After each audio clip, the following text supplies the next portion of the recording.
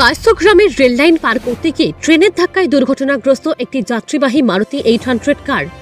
বরাজ্জোরে প্রাণে বাঁচলেন চালক সহ 3 যাত্রী। ঘটনাটি সংঘটিত হয়েছে রবিবার সকালে করিমগঞ্জের কায়স্থগ্রাম এলাকায়।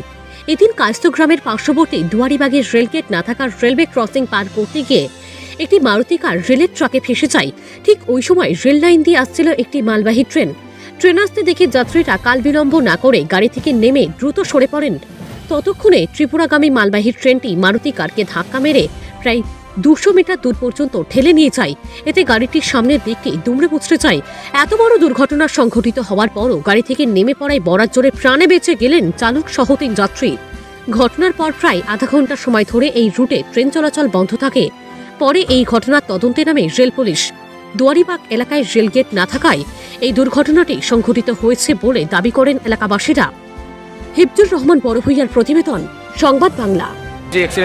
সকালে 9টা মানে একটু আগে একটু সময় আগে তারা রেল ক্রস করার লাগছে গাড়ি দিয়া। আচ্ছা। আর দেখতে মানে ট্রেনটা ফাঁসি মানে গাড়িটা ফাঁসি গেছে। আচ্ছা। গাড়িটা ফাঁসার পরে তারা নামতো মানে গাড়িটা ক্রস করতে পারছে না, দেখতে ট্রেন আর তখন তারা সব প্যাসেঞ্জার নামিয়ে গেছে গিয়া। আর গাড়িটা রয়েছে এখন গাড়ি তো ট্রেন তো ব্রেক মারতে পারছে না, গাড়িটা ঠেলাইয়া এখন ইয়েছে।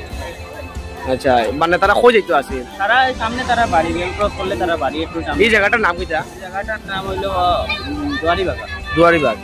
আচ্ছা, মানে এমনি কোনো খেরোর আশঙ্কা, কোনো ক্ষতি হচ্ছে না? না, ক্ষতি হইছে না, এমনি গাড়ি ড্যামেজ হইছে। গাড়ি ড্যামেজ হইছে, মানে গাড়িটা ফাঁসি গেছে। আচ্ছা।